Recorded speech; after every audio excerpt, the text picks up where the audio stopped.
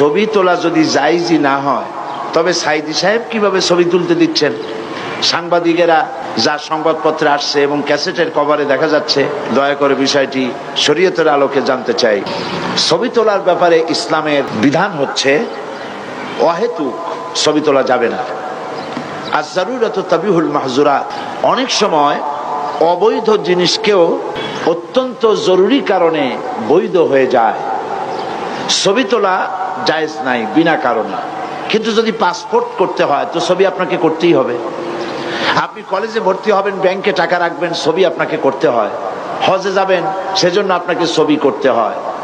এমনিভাবে যে সমস্ত জরুরি কাজ আছে, সেসব জরুরি কাজে ছবি তোলা জায়েজ আছে, কিন্তু শৌখিনতার কারণে ছবি বানাইয়া অ্যালবামে বাঁধাই করা অথবা ফ্রেমে আটকিয়ে ঝুলিয়ে রাখা, এভাবে এই কারণে ছবি তোলা জায়েজ নাই।